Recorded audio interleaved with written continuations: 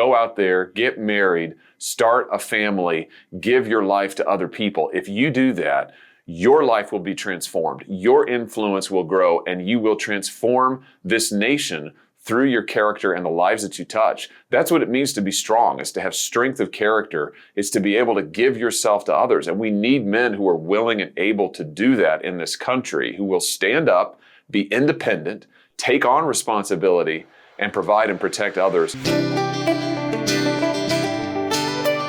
Where have all the men gone, right? ¿Dónde viven los hombres? Not, where are the monsters? Remember that book from when you were little? ¿Dónde viven los hombres? Where are the men living? You know what? They're hiding out in trees in America somewhere because they are terrified. Every time a man does a manly thing, guess what? Somebody comes after him for being a man. They only celebrate men, it feels like now, this radical, leftist, crazy, ideological, upside down, inside out world. Remember Strange New Things world that we're living in? They only celebrate men like Dylan Mulvaney, who are dressing up as women. Actually, those men think they're better than women. They think they know, they're like some kind of third gender. They're like, I don't want to even say like, they just think they are. They think they're better than women because they're men who think they're women, think they're better than women. And then the men who are actually men can't even be a man, right? Because then they're going to be busted for doing manly things like saving people on a subway in New York City. You remember Daniel Penny? He put that 30-year-old Jordan Neely in a chokehold. That guy's threatening people on the subway. And now he's getting charged with manslaughter. His whole life is upside down. He can't, you just can't do what's right anymore. And I started noticing this happening. This isn't a recent phenomenon. It was slowly creeping up on everyone.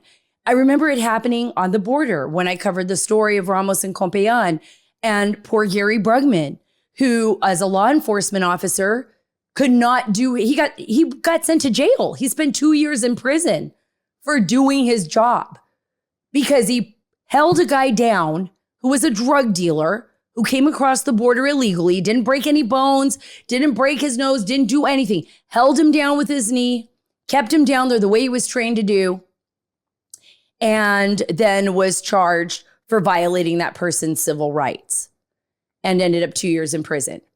And how many men are let's just talk about the simple things in life, right? Well, let's go first over to the military and then talk about the simple things in life. And we have, Senator Josh Hawley here on the show, and he's going to be talking about his new book, which focuses on manhood, the masculine virtues America needs. America needs its men. I love men. I want men to be men. I love the fact that my husband is a strong man, that he does so much that I can't do. I'm going to admit it. I can't. There's certain things I don't want to do it. He does it. He's better at it. He does it. I love it. I all about letting him do that.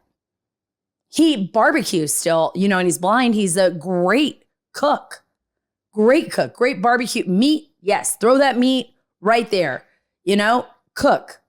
He takes care of big projects. He does all the heavy lifting, right? He still opens the door for me. He still pulls out a chair for me.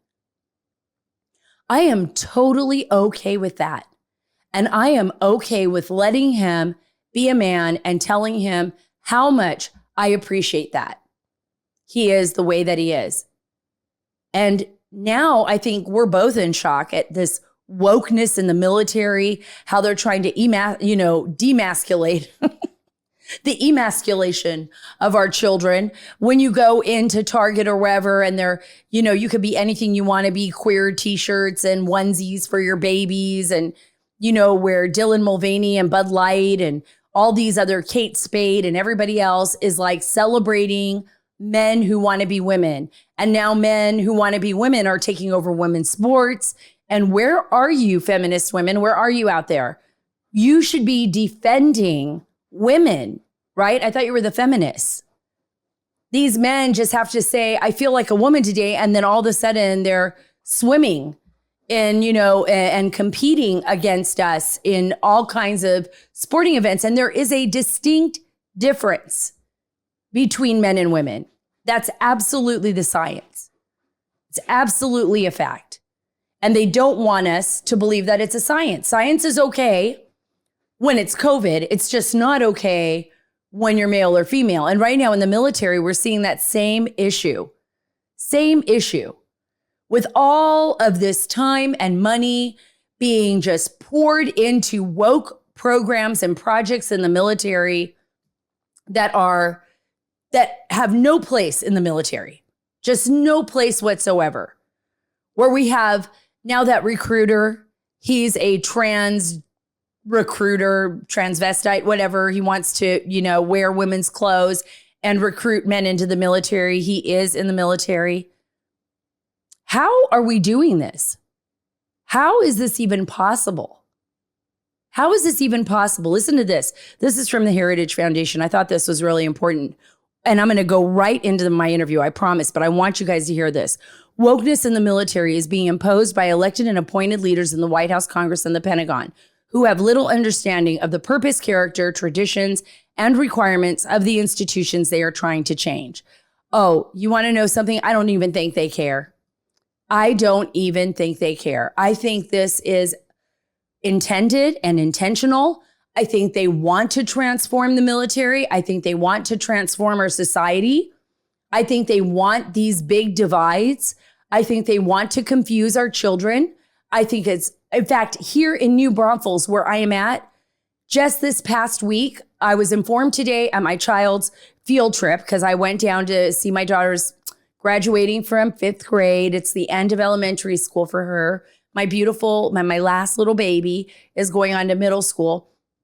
And I'm sitting there talking to some of the parents, and I find out from one of my good friends, Judy, that there was this, and I didn't even know, see, this happens, and I don't even know. There's a church here in downtown New Braunfels, and they had a big transvestite kind of show at the church. Here in Texas, in conservative New Braunfels, they brought people in, men that were, dressed as women, and they were doing a drag queen performance at the church here in my own hometown. So folks, wake up, because there is no more, the battlefields are drawn, and it's every single one of us, and it's in our entire country, and they want to do this. They want to demasculate our children, our young boys. They want to transform how we see gender and sex. They don't believe in the nuclear family. The churches that are abiding by this are churches that are transforming themselves. They're not churches. They're not about love and Christ and all this. That's not even it. That's not even it. They are about transforming culture. They are ideological, and they do not care the damage that they do to you or your family or to society, because they want to transform this society. They want to transform it. They want to transform it for you as a Christian, for the Jewish people, for the Muslims, for the Buddhists. They don't care. They don't want religion. They don't want the family unit. They don't want the feminine and the masculine. They want to break down traditional values. Why? You're saying, well, why would people want to do this? Because they believe that it is the government that should be and is in control. They believe that the society should operate under the guise of a powerful government. That is exactly what they want. And they want to transform everything the way that you've seen it. And believe me, they're doing that. Slowly but surely, they are doing that. We have these radical leftist Marxists, and they are coming after you, and they are coming after me, and they are coming after our children. But first, let's talk about Allegiance Gold. I keep telling you, in upside down world, we need to diversify our money. And it is just that important. Gold and silver, they allow you to protect what you've worked so hard for. And they give you back the control and the privacy that you need. And we know we need that now. We've seen what's happened in Canada. We've seen what's happened here in the United States. We're watching what's happening across the globe, right? You need to protect your family.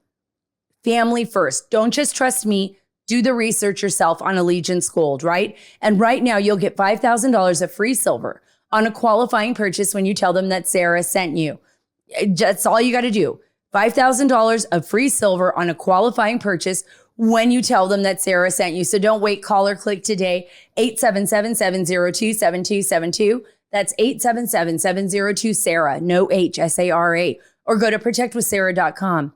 We can't control the Biden administration, folks, but we can prepare. That's 877-702-SARA, S-A-R-A, no H, or go to protectwithsara.com.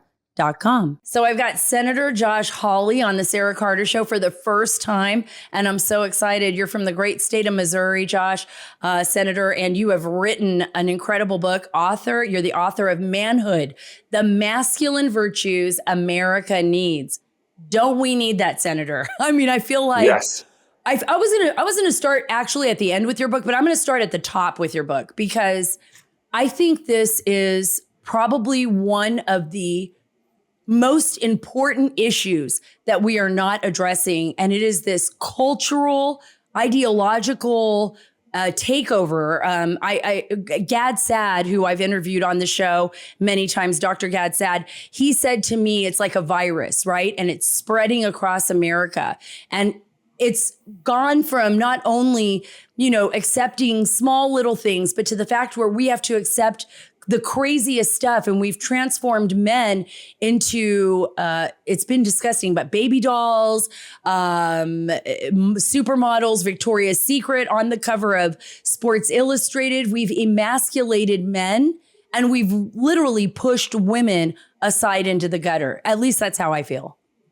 Yeah, absolutely. I think the left's ideology for decades now, but it's really accelerated in the last few years, is to tell men that they're toxic, right? If you're a man, then automatically you make the world a worse place. You make the world more unjust. You are the one who's driving climate change, all of this stuff. And if you're a woman, you don't exist.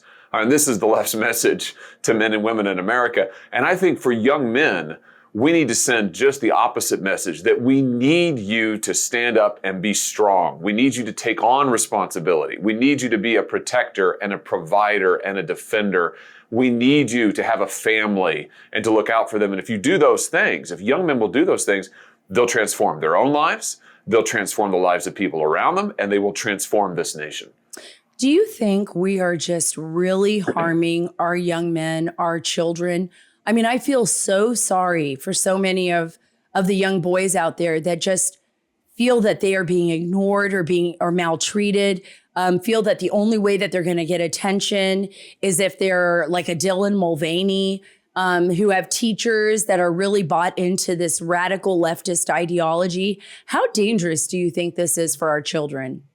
Really dangerous. I'm the father of 3 kids, 2 boys. My boys are 10 and 8, and then I've got a little girl who's 2.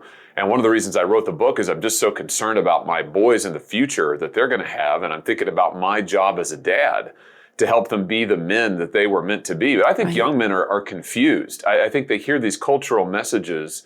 They hear the message that they're no good, that to be a man is to be toxic, that there's nothing that they can really contribute.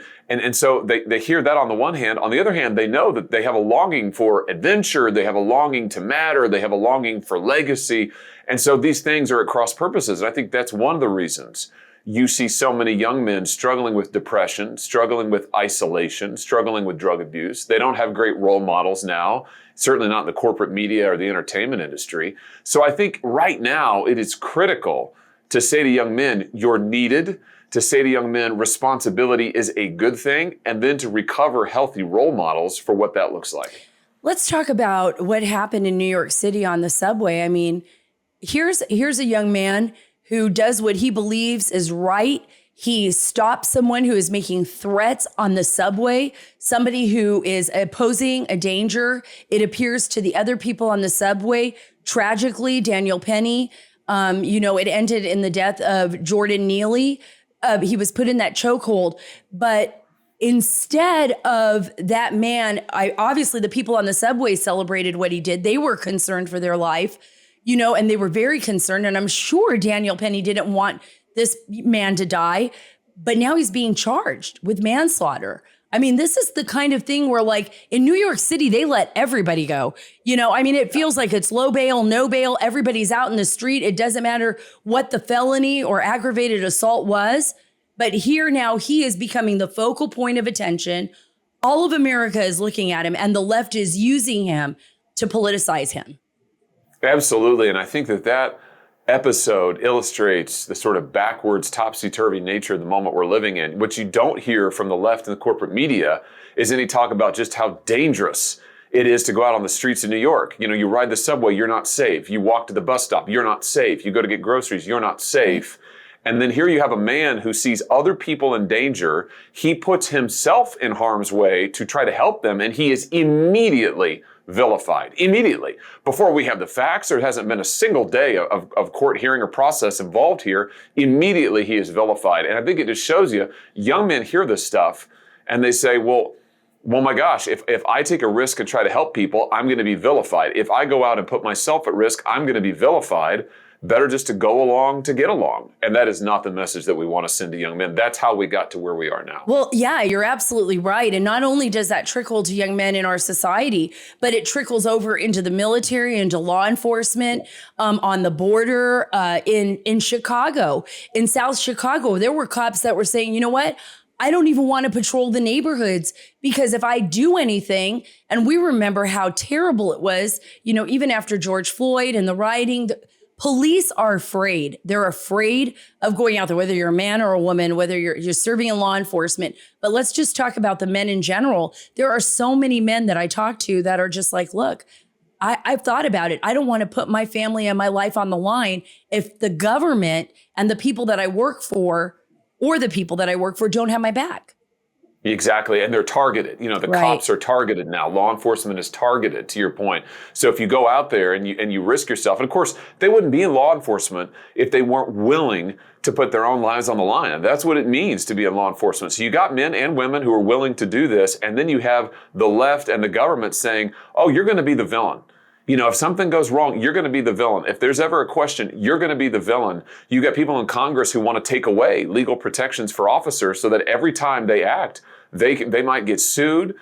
They may be hauled into court. I mean, it's crazy, crazy stuff. And then we wonder, why can the military not hit their recruitment targets? Why can local law enforcement not hit their recruitment targets? It's obvious why. It's because we're telling people, and again, especially men, we're telling them, no, don't do anything for anybody else. You just focus on you. You pursue some entertainment. Go buy some stuff online. Be a consumer. That's the left's message to men today. Don't be a hero. Be a consumer.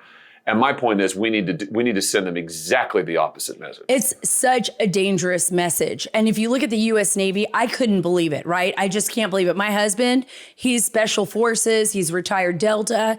He worked overseas, almost gave his entire life to the military, defending our country against, enemies, foreign enemies, overseas and lands far away. And now we have the United States Navy using, and I'm sorry, but it's yeoman second class, Joshua Kelly, he identifies as non-binary and he dresses up as Harpy Daniels in a dress to recruit. And we wonder why so many men are just like, well, I don't want to join. This is not why we defend America. If he wants to dress up like Harpy Daniels, more power to him. He's an adult. We live in America. But why is the Navy using him as a recruitment tool? Like, who are they going to try to recruit?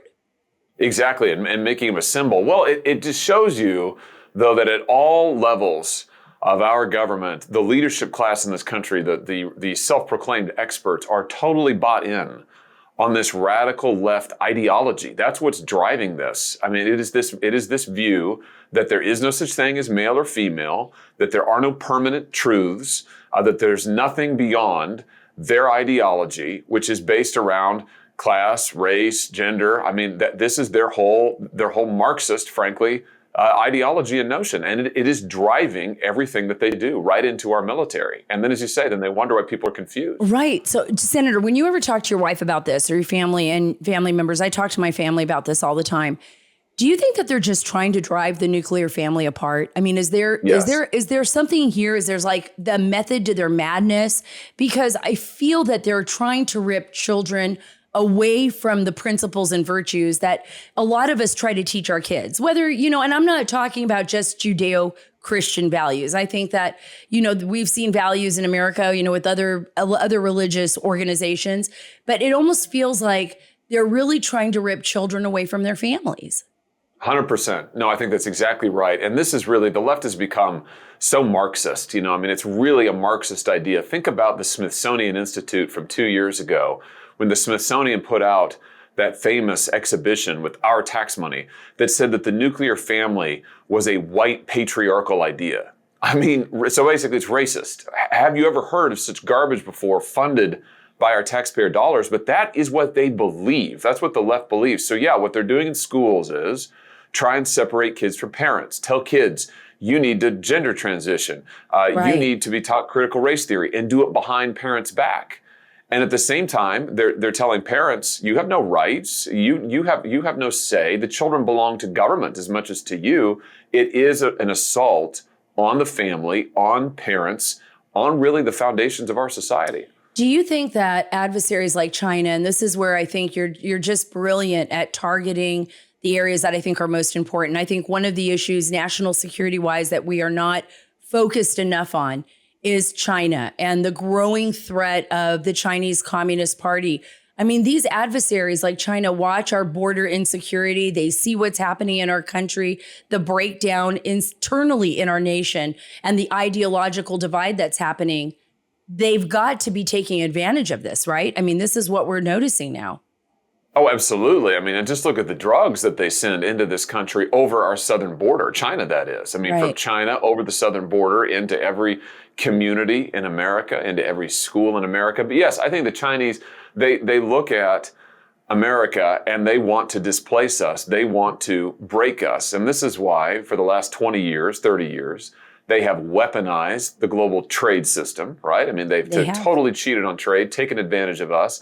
They have stolen our technology. They have stolen our jobs. They have built their military on the backs of our middle class. They've taken our cash. And I think they will go on doing that as long as we let them. And really, it's on the leadership in this country that for 30 plus years now has pursued these stupid policies that makes China rich, puts China first, puts American workers last. We've got to reverse this. And I just say to my conservative friends, you want to make the family strong in this country? Bring back good paying jobs so families can support themselves on a blue collar wage. China shouldn't have all of the industry in the world. It ought to be right here in the United States of America. Absolutely. Absolutely. It's about taking care of your nation and its families and not allowing another nation, especially a communist one that's an adversary, to come in and purchase all of our natural resources, which is our land. By the way, that's a national security resource as well. Send balloons overhead, take over our children with TikTok. It's just insane what is happening here. We should be the envy of the world. You talked about bringing jobs back. Do you think it's possible that the Senate and a Congress could get together with a comprehensive plan to do that, to bring them back? Do we need, obviously we're going to need a new president. I don't think that this administration is going to allow it to happen. No, no, they won't. But can it be done? Yes, it can be done if we have the will to do it. I actually think what we need to do is not that complicated. What we need to do is put tariffs on China so that we can actually have our manufacturers, our industry compete on a level playing field, bring our trade deficit down to zero. Our trade deficit with China represents money they're taking from us, jobs they are taking from us to build their military and their industry. It's insane. Why would we want to fund that? We've lost 4 million jobs to China in the last 20 years. We need to tariff them, bring down the trade deficit, bring manufacturing and production back to this country, good paying jobs back to this country, rebuild our communities. That's how you do it. And I just say also, if you want to address our long-term fiscal issues, our deficit and our debt, bring back industry to America, start producing stuff here. Exactly. And I was going to ask you this about China in particular. It seems like the more we learn about what happened between the Biden family and China, the more terrifying it seems. The amount of money, tens of millions of dollars, over 30 million, we know that. We've seen the exposure that the Biden family has had with our adversaries. So it doesn't surprise me that this has become such a complex, convoluted issue. And is our government clean enough to resolve this crisis, to expose it? Because we saw the Durham report. We see what's happening right now inside our Justice Department, inside the FBI in particular. And I feel that we know how egregious these violations have been, but there's nobody to hold anybody accountable. And that's what scares me. I think that's what terrifies me. It is scary. On the China question, is this government able to do it? This administration, no. I think this administration's completely compromised. You can see that, as you just pointed out, the amount of money the president's family, perhaps the president himself, has made off of these foreign interests, Chinese interests. So absolutely not. What the Durham report showed us is how deep that corruption goes. It's unfortunately not just the White House. It is the leadership of the FBI. It is the leadership of the Department of Justice. It goes into the deep state. And if anybody had any doubt, the Durham report ought to lay that to rest. No basis whatsoever to even open an investigation in 2016 of Trump and Russia. And yet the FBI not only opened an investigation, they went full-on election interference. They tried to rig, with Hillary Clinton, a presidential campaign. I mean, it's crazy. I can't think of another time this has happened in American history. So the corruption is very deep, and we've got to root it out. Well, and the fact that nobody is paying the price for it, right? The fact, yes. I think that's what's so unnerving to so many Americans. It's like, well, wait a minute. Sean Hannity and I, every single night, I remember John Solomon, we pull back those layers of that onion. I got tired of hearing about the onion. We're like, Sean, with the onion, how far can this onion go, And we would expose all of this and then nothing. And then we would be told by sources in the Justice Department, don't worry, William Barr is going to hold him accountable. Don't worry. We've got the Durham investigation. And then you look at the Durham investigation and it's hard hitting, but then you realize he didn't interview Peter Strzok. He didn't interview any of the main players.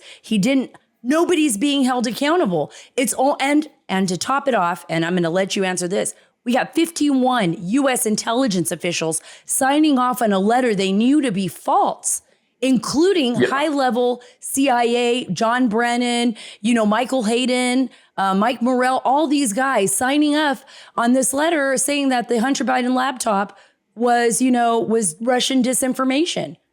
You talk about interfering in an election. Right. Those guys deliberately misleading the American people, coordinated with the Biden campaign, of course, and then with the help of big tech suppressing the story and the corporate media. I mean, I don't have to tell you this, but you talk about trying to interfere, and then they did interfere successfully there because the story never got reported. But to your point about accountability, I disagree with you 100%. Why aren't people being prosecuted for this? You read the Durham report, 306 pages of corruption, and yet who is being prosecuted? Nobody. Who is being held to account? Nobody. So this is why I say the least we should expect is that the FBI director, Christopher Wray, and all of the senior leadership would be gone. They should be gone. The leader of the Department of Justice, Merrick Garland, he should be gone.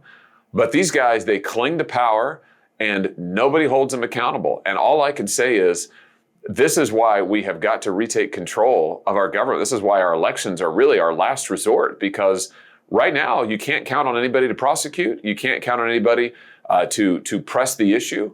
And boy, that is wrong. What is your worst fear, Senator Hawley, if we don't get this cleaned up? If we don't actually, because I think so many Americans are so worried, and this is coming from a sincere place in my heart where I'm out talking to folks. I live in a regular neighborhood. I'm talking to people every day. I feel like I'm just, the mom on the playground. I'm not always on Fox. I'm with my kids. I'm at a barbecue. I hear it from everybody. They're so afraid that we're going to lose this beautiful nation because we're not upholding the principles our founding fathers established it on. Our FBI is just willy-nilly with the Fourth Amendment. People are just breaking apart the First Amendment left and right. Our media isn't even holding government accountable. They're working hand in hand with the CIA. It was crazy, but I'm like, wow, I never thought I'd see this day, But this is what people are really afraid of, the regular Americans. What is your worst fear if we don't get this taken care of? Will we take care of it in 2024 in an election, hopefully, that we can all get out there and believe in? I mean, is that Do you think that's possible? I think it's possible. My worst fear is that we lose our country. I mean, my worst fear is that we don't have a country by we the people anymore, that with the voice of the people, what they want doesn't really matter, that we don't truly have liberty in this country, that the country is run and controlled by a group of elites who are accountable to nobody. That's my fear. And if you read the Durham report, I think you have to fear that that's where we're headed, that these people make these decisions. They want to choose the presidential candidates. They want to choose the winners of elections. They'll do anything to control our elections, and yet they're not accountable to anybody for it. That, I think, that's not a republic, right? That is not our system of government. That's not our Constitution. That worries me. Can we change it? We can, absolutely. And right now, I mean, the most powerful thing we have is our voices and our votes. And we've got to go out and at every opportunity, school board elections, city council elections, Agreed. Coming up next year, presidential, gubernatorial, Senate elections, and vote and turn this thing around. Because I think if we don't act fast, we're going to be in really, really deep trouble.